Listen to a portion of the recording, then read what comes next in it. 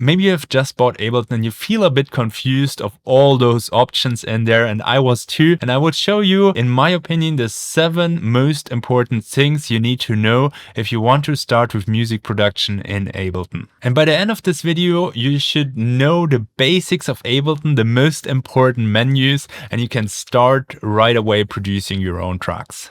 I know this can be very overwhelming, and I was quite frustrated when I started with Ableton as well. But it's not as hard as it looks once you know where to focus on. First of all, we have 2 main views in Ableton. This is the session view. We have a second view, and you can toggle them here, and it's the arrangement view. I really would advise you to learn the most important shortcuts first in Ableton while you're going. Even if you're a complete beginner or you have started with Ableton, it makes your life so much easier if you know a few shortcuts. You don't need to know all 100 shortcuts, but a few shortcuts can make your life already very easy. To toggle between them two, you just need to press tab. So we start here with the session view. The session view is pretty great if you want to experiment a little bit around. So you can have different clips here and you can try combinations of those clips. So for example, at the moment, I just have like a kick and bass and a drum groove in here and 1 lead. But let's imagine we have like 10 leads, or we have different drum patterns, or we have different MIDI patterns in a lead. Then you can all combine them and you can really try which combinations work the best. If you're interested in seeing this in more action, I will link to a video up here. But today I will only go very shortly about this because we will focus mostly on the other view today. You can just click here and it starts playing. So for example,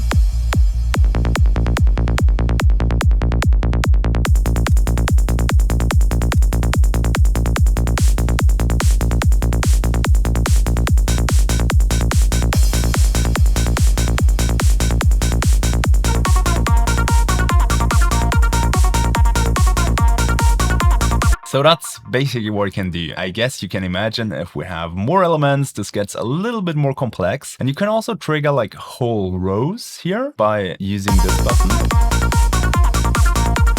And you can also stop all the clips playing here with this little stop button. By the way, I just stopped this here. So this is basically our transport here. So if it's playing in Ableton or not, you can toggle this with the spacebar.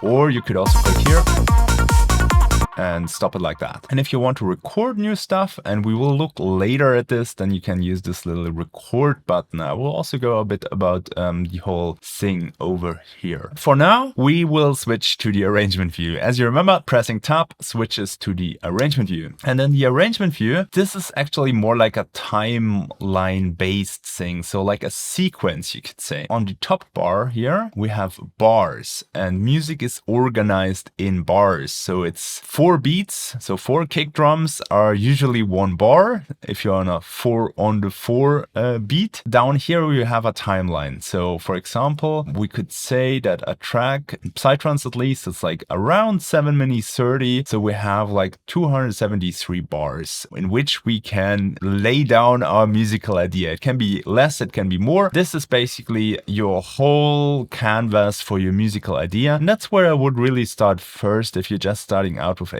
To make it more simple, just focus on this view in the beginning, because that's enough to create a whole track. You will be creating your track from left to right logically, because you're telling a story. So you have like some intro, some middle part, a break, a second part, and an outro. So that's all what you will be crafting while you're crafting your track. If you haven't subscribed to this channel already, then please subscribe and hit the bell icon, because the bell icon is really important to not miss any future videos. Now we will talk about the different tracks in here. There are 2 track types you can use. The one are MIDI tracks and the other ones are audio tracks. You can create them by either right-clicking here and clicking Insert MIDI track or Insert audio track. And really important, here you can see the shortcuts. That's actually the next shortcuts I would learn. So you can create them with Command T, you create a new audio track, and with Command Shift T, you create a new MIDI track. And that's a really useful shortcut, so remember that straight from the beginning. What's the difference between a MIDI and an audio track? In an audio track,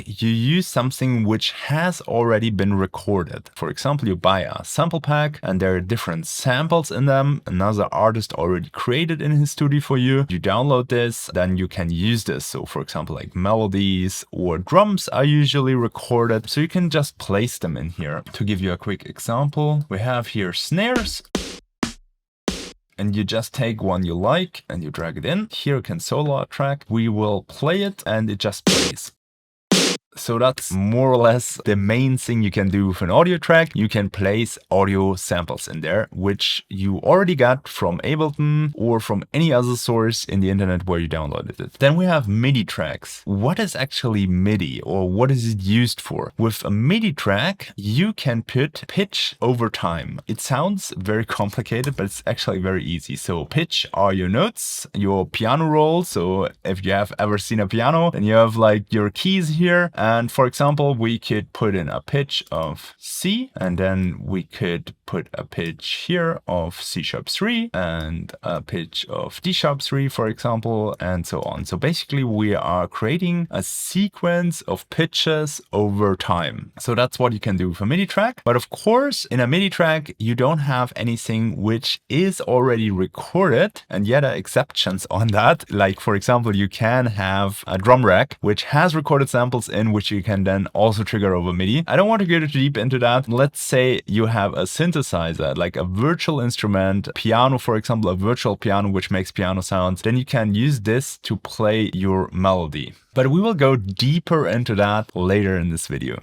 So now we will come to the left side here, which is your command center in Ableton, we could say. So this is where you find your stuff. Let's talk first about the categories here. So you have different categories. And to be honest, I didn't even use all of them in making music a few years. So I will only go about the most important ones here. This is where you find your instruments. As I mentioned, if you have a MIDI track, then you need an instrument to play those MIDI, because otherwise it's just information. You need to put that information to something like a piano, for example, to make sound of it. You find different instruments in here. The most famous one is operator. If you also want to try and design your own sounds, this is, I think, the go-to thing for it. Another very important one is the drum rack. So with the drum rack, you can basically store drum samples in a MIDI track. And yes, it's samples, it's audio samples, but the difference is you have not only one sample, but you have 16 samples, for example, and then you can trigger with the different pitches, different ones of those samples. Just to give you an example, let's put a drum rack in here for now, that you can see the difference between an instrument and a drum rack. So for example, we could trigger different of those drums with the MIDI just by placing our MIDI here. So as you can already see, it's here on the sidebar. By playing different notes, you actually get different of those instruments in the drum rack. Or you could have like a real instrument over here. I will replace this drum rack now with an instrument. Here, a piano. Let's take E piano basic. And then we could have like a melody in here. Be very quick and simple. So that could be our melody.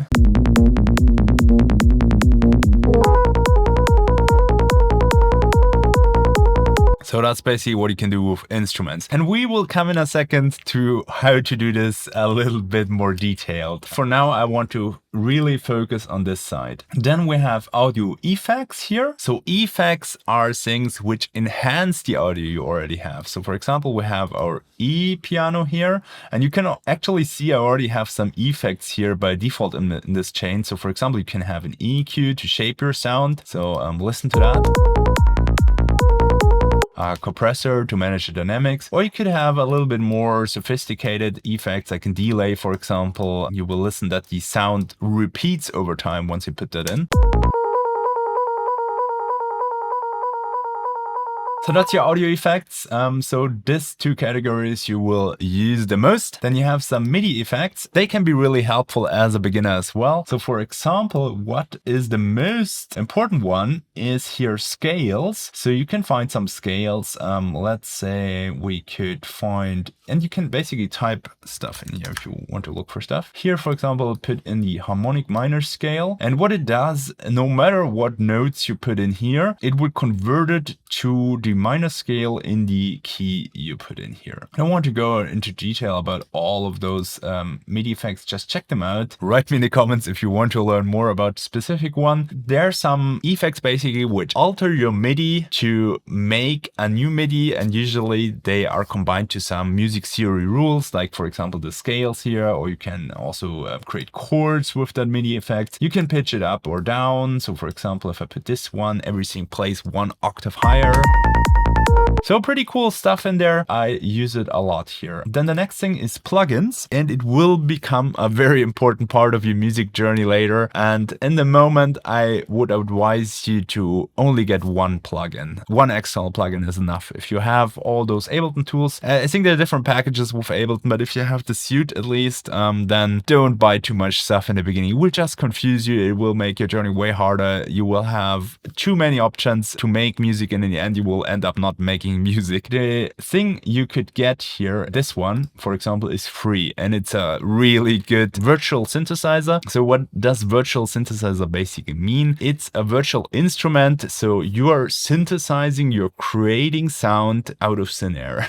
So you're putting in these MIDI notes here, and in the end, you get out sound. So that's what a synthesizer does, and you can buy different ones. The Ableton stuff is really good, but when it comes to synthesizers, I would say it's a little bit more complex to achieve really good things. The easiest shortcut you can do as a beginner is if you get yourself one virtual synthesizer. For example, Vital or Serum is very good, and you just put this in here. It does the same as the E-piano, but the cool thing about those virtual synthesizers is that you have like a lot of effects and stuff already in here. You don't need to add them up down here. Also, usually they come with like a lot of presets, or you can buy presets, and that makes you avoid to make sound design in the beginning as well. We could put this here just as an example, and it has some specific sound to it, and if we play it, it will sound like this.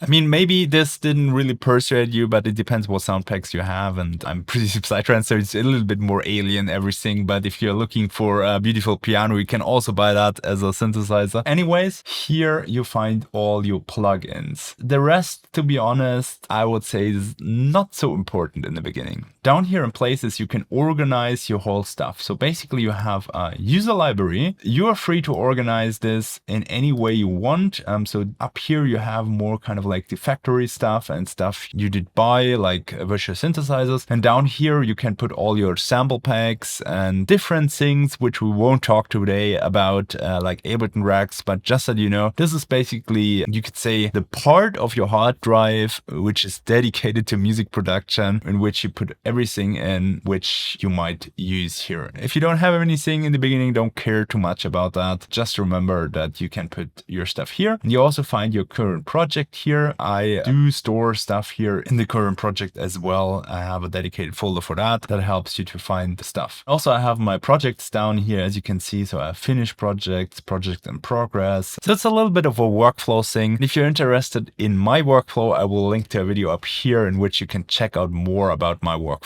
The last thing here on the top is collections. In the collections, you can organize everything which is in here. So you can give those little color markers here. Then you can find stuff really easy. So for example, I have here all my favorite synthesizers. Then I have all my processing effects. This is the blue one. So you can also rename this categories here. I have like all my effects here, which I use a little bit more often. And I have here all the Ableton stuff, which I use very often. And I have some favorites, and I need to redo this, but it's a way to organize your stuff. But I wouldn't care too much in the beginning. Like, try to get organized right from the beginning, but don't overcomplicate it now. If you have gotten any value out of this video, then please hit the thumbs up, because that helps me to spread this video to more producers and to make more content like this. So now we will get way deeper. We go more and more into recording stuff. But first, before we do that, we need to take a little look at this top bar here. There are many features, and I won't go over every of them because not all of them are important in the beginning. So the most important one is your beats per minute. So what actually does beats per minute mean?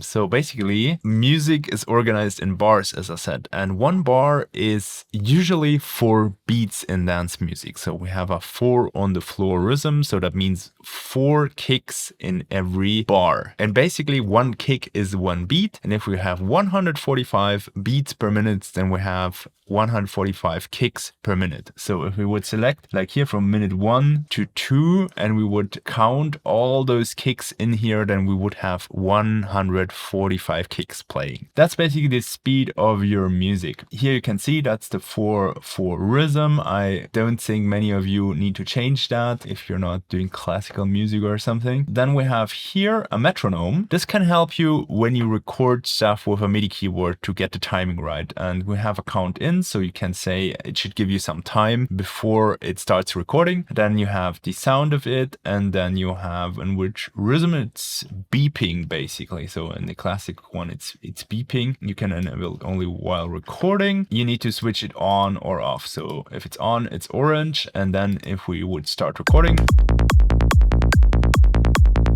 then you get that ugly beep sound. I hate that so much that I don't put it on. And then you have here some global quantization option. They are more important if you're in the session view to trigger clips, or if you track out clips from the session view and record them then here into the arrangement view. I won't go much over this. Then we have here the transport. That's basically the position in which you are. So for example, we are currently in 45 here. And if I play here, then you will see that it increases while we move on here, and you can follow that so that everything basically moves along with what's playing. So check this out. So that's what you can do here. So basically this is the bars, this is the beats, and that's the 16th notes, quarter notes, full notes, you could also say. This is very important. This is the play, stop, and record. You can toggle the play with spacebar, and I would advise you to do that because clicking here, that's a little bit cumbersome, because once you create tracks, you will hit like 500 times the play button. It just saves you so much time. Write down those hotkeys I give you. It's not many, but those are the ones you will use so often that it becomes really annoying to not use them. To be honest, I don't even click many times anywhere on top here because I usually do with shortcuts. Just saying, you can play with spacebar from always the same starting position. So now we would always play from 45. Or with shift spacebar, you can start where you left. So that's the 2 hotkeys you should remember when it comes to playing. I have actually mapped an own hotkey to record here because it doesn't have one in Ableton. So you can map with Command K, you can map hotkeys. Just click here and then you add your hotkey, and then you can also trigger that.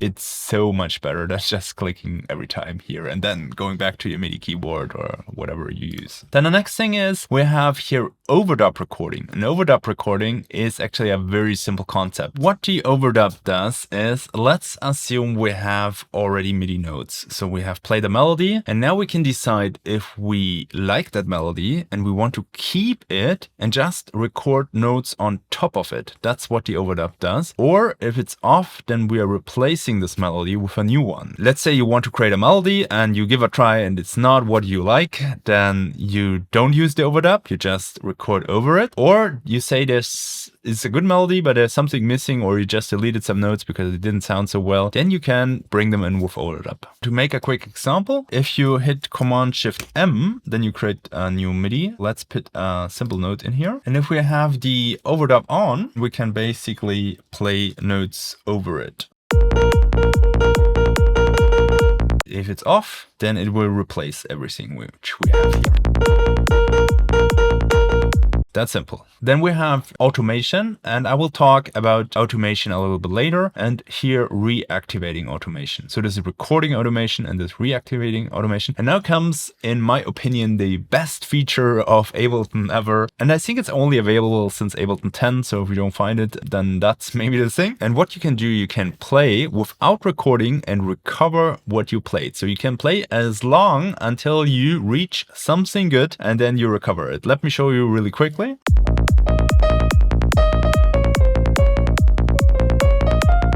So So let's say we would have liked that. Then we just click here and we get back what we have played. And this is super useful. So that's a feature you will use a ton. Here, this is some toggling for overdub. I don't really use that. The next thing, which actually is real important, and I already did it, is looping. Again, I would advise you not to do it like this. You just select what you want to loop down here with the mouse, and then you press Command L and you put a loop in here. And you can see where the loop starts, 45, and it's 2 bars long here. What are those here? Those are that if you record, that it only records within the loop. You will see when I trigger recording that nothing happens until here, and then it stops after that. So that's like the punch in, don't record until the loop starts, and the punch out, don't record over that loop.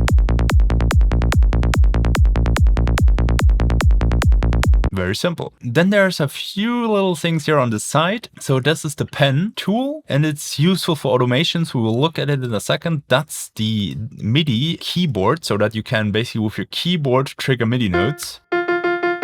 To be honest, if you have a MIDI keyboard, you will never use this, but this is really a source of confusion. If you're trying to use shortcuts and it doesn't do it, then I would look here. And then you have a CPU meter, which you also shouldn't care much about, but if it exceeds your CPU, you will see it here, CPU overload. And if you get this a lot, then you get clicks in your track, and then you need to adjust your settings in Ableton. I don't want to go over all the preferences in here, but the setting which determines how much CPU Ableton is using is here the buffer size. So if you have a low buffer size, you use a lot of CPU, but Ableton reacts faster. So if you put in a note, for example, in the MIDI keyboard, you don't have as much latency. So latency is how delayed Ableton actually acts. And if you have like a higher one, then you have more latency. Everything will react slower, but it doesn't use as much CPU. That's basically the core of that one here.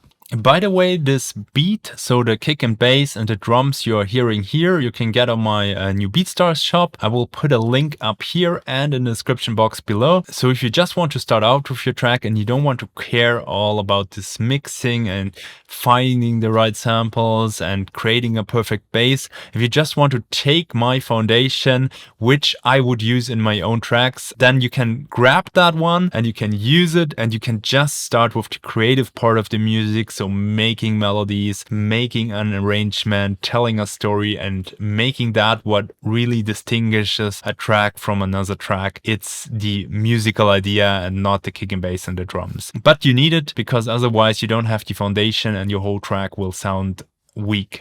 Now we have spoken over the main views in Ableton and the main menus. So we have spoken over the menu here on the top and over this menu here on the left side, and a little bit about this. We will speak later also more about this right side here. But now we come actually to the essential of music creation, and it's creating music. Basically, you have 2 ways you can go.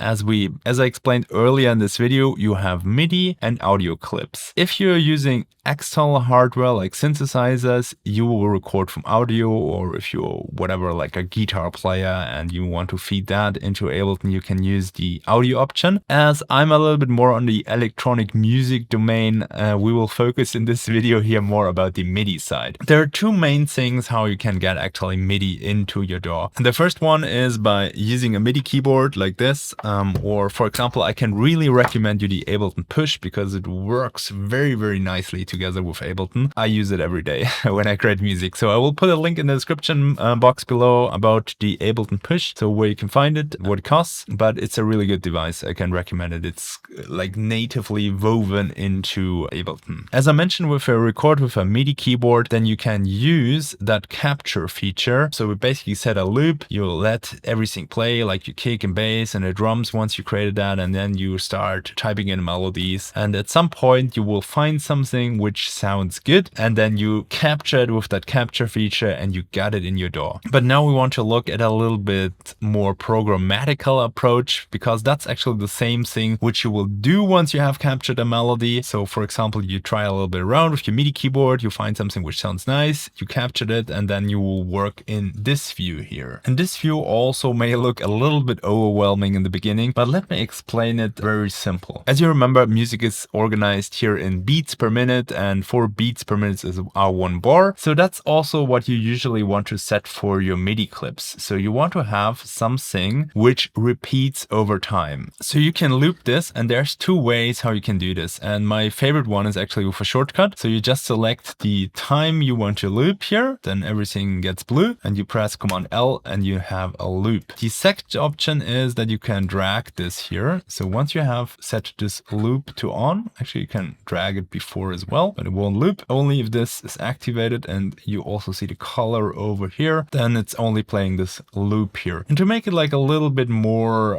clean, you can crop the clip and then you only have your loop here. As you can see here that we have this little marker here. That means that this is our loop and then repeats over here. So if we put a note in here, you will have the note twice. It's here and then it's playing again here. We have our overall loop over here. So if that one is activated, it will play here and then we also will loop here. I hope that's not too complex to start with, but let me play and you will notice what it does.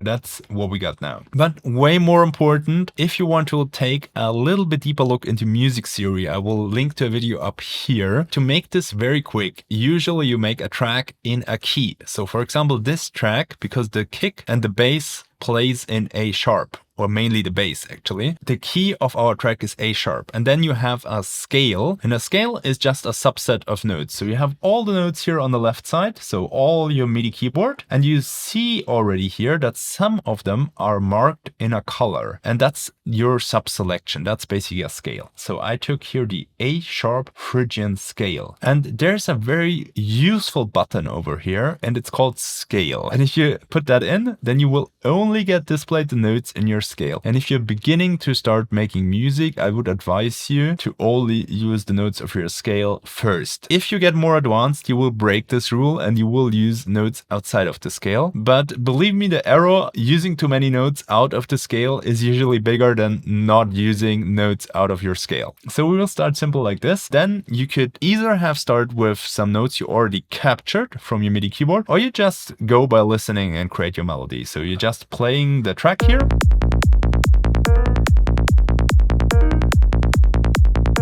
And type in the notes. And there's one really useful feature I want to show you in here. It can be a useful and it can be an annoying feature. If you put on those headphones here, then once you move the notes around here, then you will already pre-listen them. And if you're holding Alt, duplicate notes.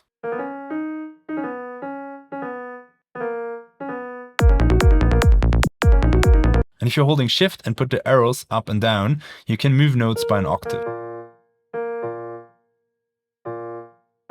And if you're holding Command A, yeah, I know it's a lot of shortcuts, but it's really used for shortcuts, believe me. Just write them down and have them as like a little list, and you will use them over time more and more, and you will see which shortcuts you use more and less. With Command A, you can select all the notes, and then you can make them shorter or longer. So at the moment, I just use 16th notes for the simplicity, and we only use notes in the scale here. And there's a second feature I want to show you. You can fold it, and then you only see the notes you have used. And fold it quickly. So now you see all the notes, the ones in the scale, the ones out of the scale. If we hit scale, we only see the notes in the scale. And if we hit fold, we only see the notes which we have used so far. This can be very useful because usually melodies don't need so many notes. Let's say you have 5 notes selected, then that can be enough, and you can limit yourself by using that fold button when programming the melody. So that's now our melody here. And now I will explain you this menu over here. So we have our starting position at 1-1. We could have a different starting position. And as you see, if I move this marker here along, then the number changes in here. This flag means we're starting playing our melody from here. And if you look at this MIDI here, then you also see it moving here in our arrangement. So if I play now, it will start from here. Okay, so that's the starting position. I will leave it now at 1, 1, 1 again. So bar number 1, first beat, first 16th note. It's not starting at 0, remember this. Then the length is 1 bar, but maybe we want to have a longer melody. So what can we do then? We can either increase the loop over here. We can just drag it longer. We can increase the length here. We can really say, okay, I want to have this 2 bars. Or what you will do a lot when you create melodies is usually to use this duplicate button, and everything you have here in your selection will get copied over, and then you can make some variations. So for example, you could do this, or you could do this here, or whatever sounds good to you, to get a little bit of variation in your melody. This menu actually has a lot of useful options. So we could also make this melody slower by making double the note length. So we increase everything by 2. So that means every 16th note becomes an 8 note now, like this.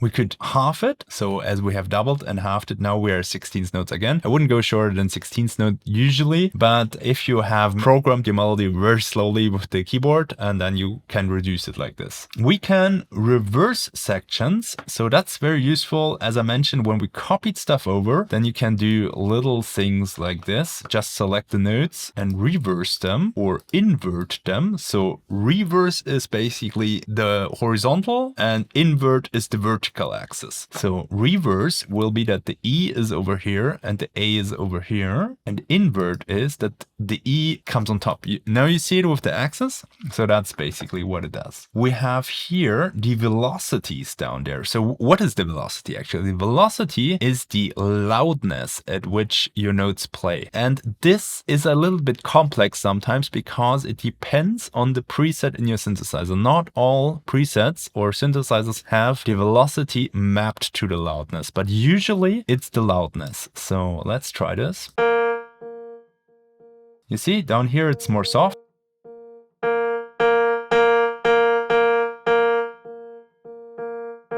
You can also see the range of notes you have used, and this can be actually very useful if you want to move notes. Then you quickly see where your notes are ranging. Now I want to go to a very, very important thing, and it's actually more important if you record notes by hand, so with a MIDI keyboard. It's quantization, and there's 2 different quantization things you can do. So the first one is you can go here to edit record quantization, and that means if you put like 16th note quantization, if you're recording with the record button and you type in a note, it will always land on a 16th note. But if you're using the capture feature here, which we talked about, this is unfortunately not true. You could end up with something which is not really on the grid.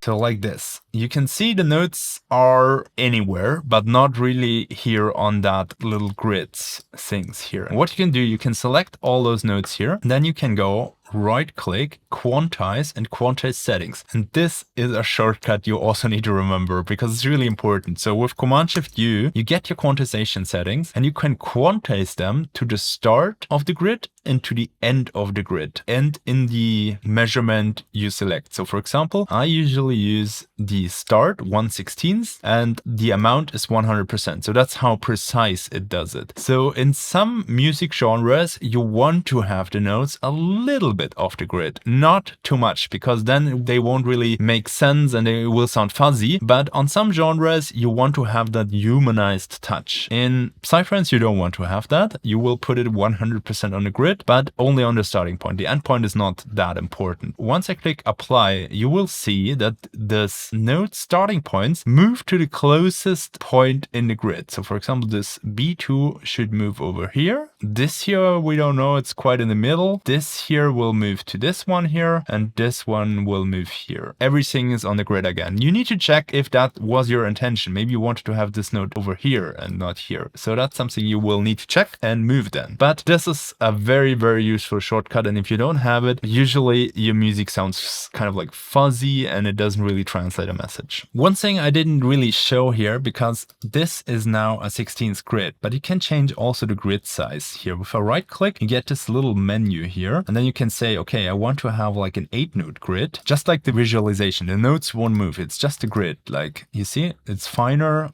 or less fine. And you can also set this from a fixed grid to an adaptive grid. So, and then if you zoom, and I zoom here with holding command and moving the mouse wheel, then the grid kind of like adapts. If you have a fixed grid, it will always stay the same. And I prefer that because it makes it easier for me to know where I am. And there's another few really useful shortcuts. I don't want to confuse you with shortcuts, but write them down, and then by making music, you will learn them. With Command Plus, you can increase the grid, and with Command 1, you can decrease the grid. That's the most important grid shortcuts here. So let's go quickly back, and then I will show you the audio. So here with the audio, the most important stuff, and we will go a little bit here on the right side now, is that you can select where are you recording from. So external in is something like a microphone, a hardware synthesizer, but you can also record here from those. So let's say this is our piano, make it a bit more obvious. Then you can just go here, or you can also type P and it will jump there, which is also really helpful. And then you can select if you want to record pre-FX, post-FX, or post-mixer. And that's something we will talk in a second about. So that's basically where in the audio chain, where in the routing chain you grab the signal. So for now, we take it like post-mixer. That's how you hear it coming out here. And we can record it by arming the track. And then we just press record here, and it will record everything we have here into audio. And the same goes here. You can also quantize. So you have this little warp markers over here. And if we press Command-Shift-U, we get the same quantization menu. It doesn't this time show us the start and ending points, but we can basically nudge all those little things where Ableton sync the audio starts to points in the grid. But be careful, because it's not always putting the markers on the right points. I will go quickly back, and you can move them. By holding Shift, you can move them and decide where the notes are starting. Then you do that quantization step, and it will put it more correct. But you need to notice, as it's not like raw MIDI anymore, it's now audio, so Ableton has to do something with it. It basically stretches the audio or compresses it in time or condenses it in time. And by doing that, it has different algorithms, and that's the warp algorithms here. For example, it can repitch it. So whenever you make something smaller, it plays faster, and if it plays faster, then maybe you know that from like old vinyl discs. If you play them faster, they get like the chipmunk sound, so they sound like a little bit higher in pitch. Or you can use complex, that sounds more natural. And there's some other modes. You can just check them out and really listen for yourself if the mode does to your sound what you want. So for example, the pitch thing could actually not sound good here, because then we're changing the pitch of all those notes here, and you will notice it's not the same melody anymore. It sounds a little bit like a ghost train, and by putting it to complex here, you keep the original melody here. Here you have also a few more options. This here shows you the BPM of the original recorded audio, and if you have that warp markers, it will be different everywhere. So basically, if you have stretched or expanded something, so if I remove them very quickly now, you will see it says 145 BPM for this whole clip. But you could also, if you only have like 2, then you can also stretch like the whole clip here with that. So that's very useful if you use external samples. And it says, for example, the sample is at 138 BPM, but you need it at 145, then you can also use this warp stretching things. And you can change the loudness in here, and you can change the pitch up and down, which only works if you don't have repitch mode on. So if you go to complex, for example, then you see this becomes blue and not gray. And then you can change the pitch of the sample. And you can reverse the sample, so it plays like not in the original order, but reversed. Yeah, that's more or less everything you need to know in here. I already showed you a little bit about this right menu now, but I want to go a little bit deeper into that menu here. This is the most important thing. You can switch things on and off. Now we would have playing both of them, but we can switch one off. And as I'm playing mostly the same thing, you will just hear it getting louder. But let's say I would move them in an ugly way, you would definitely hear it different. So that's where you put stuff on and off. Then here you can put the loudness in.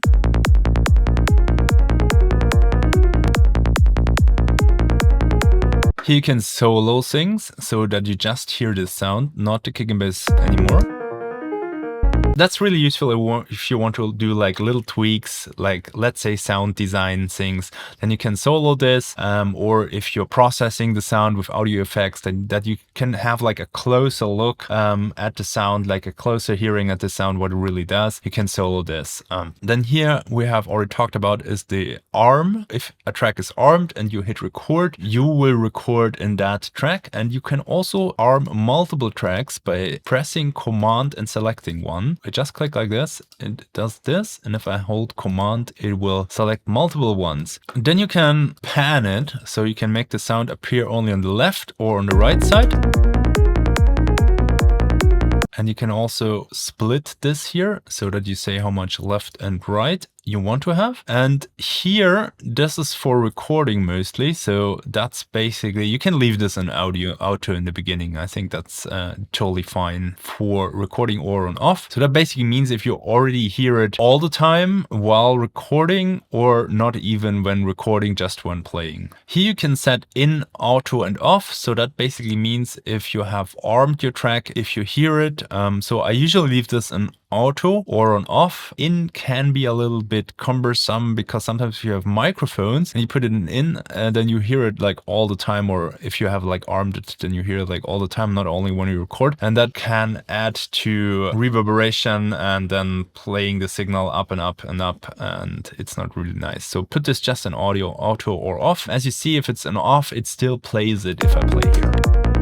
So it's more about the recording here. Then we have here the routing, as I already explained in the audio track. So that's basically our input. So we could select all ins. That's usually on MIDI a fine setting, which works. So if I have this MIDI keyboard, but I also have the Ableton push, and if I put it on all ins, it would just receive MIDI from everywhere. That's usually what you want. You can set it to a specific device as well. Maybe you have a sequencer, an external or something like that. Then this might be the option for you to put it. But here with the audio tracks, it's more important because here definitely you want to select where you want the audio to be coming from. And then we have the routing here. So that's where our audio is going to. We have here the MIDI notes. The MIDI notes go into the synthesizer. They go through the processing, and then we get some sound out, and we're sending this sound to master at the moment. And that's something you can also change. You could have like a second audio thing here in which you send your sounds to process them. So that would be called like a bus, or you can group your sounds. Then it's usually going here to the group. So you can see this is my piano group. And then you see everything is going here to the piano group. And then you can put some group processing on them. So for example, you can put a compressor, and every time the whole group gets too loud, it will react. So that's something where you can basically combine sounds, or if you're layering sounds on top. So if you have actually 3 piano sounds playing at the same time, playing the same notes, then you can use this to process them and make them like one big super grand piano. And here we have the sends. So basically we are sending sound here. So usually we have like here when we start a project and Ableton, the reverb and then the delay. As you hear, when I increase this, it goes more into like a room reverb thing. We have a delay, so the notes will repeat. You have heard when I stopped it, it was still playing a few of those notes. But you can also define your own returns. So you can, here with the R, you can make them visible. And then you see here your return tracks, and you can put in some audio effects. So for example, we have this reverb in here in the A return, and the B return has this delay on it. As I said, you can feed this signal here into those here, and those then route again also into the master. Now you have seen actually we are routing those 2 channels here. By the way, this one is deactivated, but let's imagine we would have something different here, or we could make it different by pitching it down 1 octave. So we have now 1 piano playing 1 octave lower and 1 piano 1 octave higher, and it both goes here into that piano group.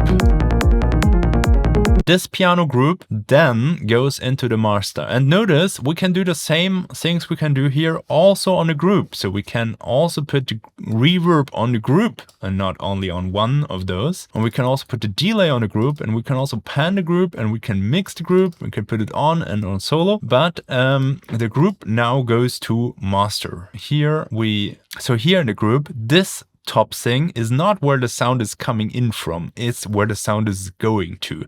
And we're putting the sound to master. And what is the master? The master is one final channel in which your sound goes. All the sounds combine into the master, and then they go out of your DAW into your interface, into your speaker. If you render the track, so if you bounce out the track into WAV, for example, so that you can put it on SoundCloud or send it to friends or whatever, you can also do the same things you can do in the other channels. You can put effects in here. So for example, I have a limiter here, which you don't put in while you're producing, but you can put it in the end after you have finished your track to really get like a sound like you would have get it when your track has been through mastering. But you can put it in the end because then you get a feeling of how your track could sound when you send it to a mastering engineer or service, or if you want to master it your own, then you will put a limiter in there. So there's some effects which are only in the mastering chain, but for producing, you put everything off, leave it blank. Also, don't touch the volume control here. That's the volume control for the master. So if I play quickly,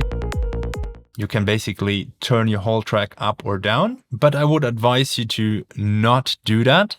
So there is actually, in my opinion, a myth about headroom, and I don't want to go very deep in this video about this, but some people do like this, and then they bounce it out for their mastering guy like this, and I wouldn't do that. Just have a look that you don't go into the reds here. So if you're producing, you will see the level here. And you don't want to be in the reds here. And if you're in the reds, then you turn it down somewhere else, but not here. And here you can basically determine how loud samples are. If you're playing them here in your library, for example, like drum samples, and they are really loud, then you can turn that down here. You can also put like left, right, and things like that. But usually don't have to care too much about the master in the beginning. So just leave it as it is. Just know how that signal flow basically works, that you are sending your stuff from your tracks into your groups and to your sends, and that everything from your groups or tracks without groups and your send then goes into your master finally. So that's everything you need to know. Now I want to quickly go back to the session view, because there's one very useful feature in the session view. So you can do actually everything here in the arrangement view, but one thing which can be really helpful in the session view is this little meter here. It shows you how high your channels are peaking. So you get basically a visualization of the output volume of your tracks. So for example, if I play this piano,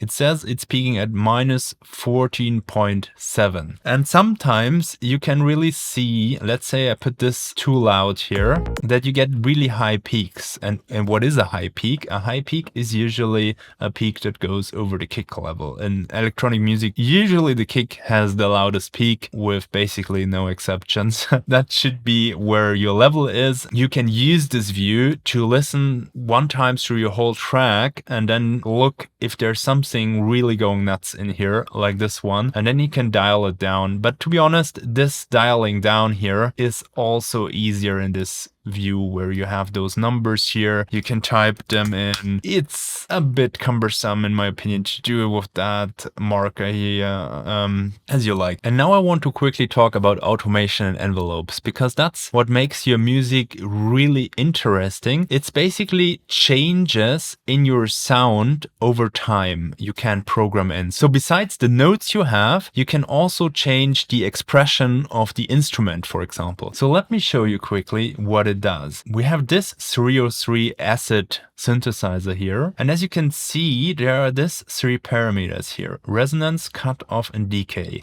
and we can control them over time to make it sound different. We can go in here in the cutoff, show automation, and by just clicking in here, we can add automation points. You also notice the line went from a dashed line to a straight line. Clicking a second time, we get a second point or a third point here, and then we can also start moving those points. We can have it rising here and then falling down, and by holding Alt, you can bend those points. That's the main thing you need to know about automations here in that view. And if you play it now, what it does is, if we open the synthesizer and you look at this cutoff knob here, then you will notice that it moves with this line. So it will increase until we're here, and it will then decrease.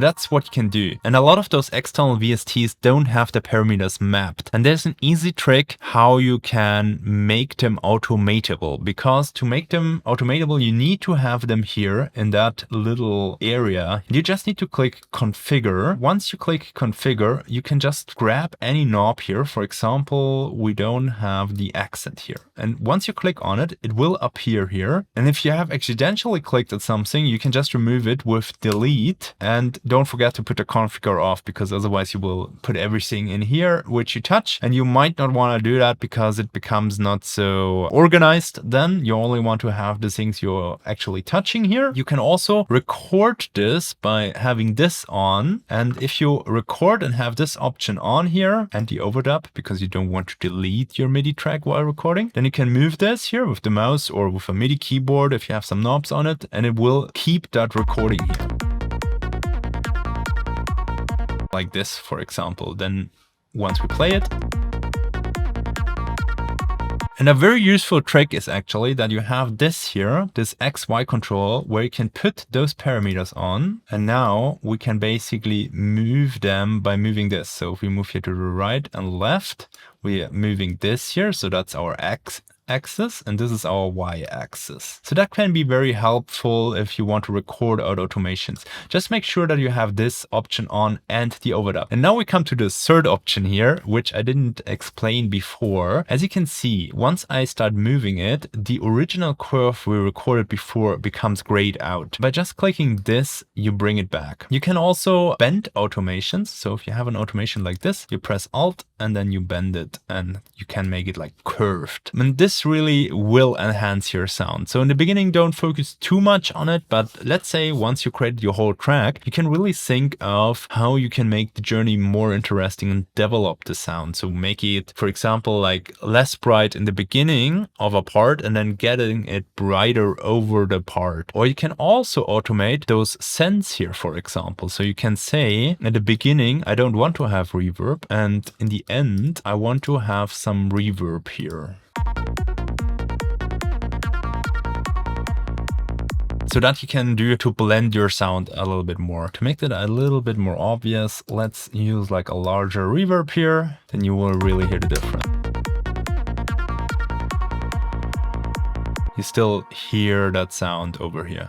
If you want to learn more about automations, I will link to a video up here in which I go deeper into how to do automations in Ableton. You not only can automate things here, you can also go here into the MIDI clip. I drag this a little bit bigger, and you can go into here into your envelopes. And there you can also do automations here. That's the synthesizer. And then you will find the same points here as well. And you can add those envelopes, which are a little bit different to those automation curves, but that's also an option. You have to tweak things along the way here. Usually I do everything here. Let me know if you want to learn something more specific about Ableton, if I didn't explain one of the sections so well, or if you have follow-up questions, just put the questions in the comments and I will respond to them or make even more detailed videos about them. Just let me know what kind of like bugs you, what your sorrows are, what you need to know, where you're struggling at, and why you may have not opened Ableton if you have bought it, so that I can really help you and progress in your musical journey. And the last tip, and it's a really simple one, but people seem to ignore this all over the place, is this little help menu. So you can toggle this little arrow here in the bottom left corner. And once you have this open here, then you can just hover over things, for example, like this here. And then you will usually get good information, especially on the stock plugins here. You can really go over single knobs and it will tell you what it does. So for example, frequency sets the frequency of the selected filter, or here the feedback set the amount of the channel's output to feed into its input. Yeah, sometimes it's maybe not super clear what it is doing for a beginner, but this is a go-to manual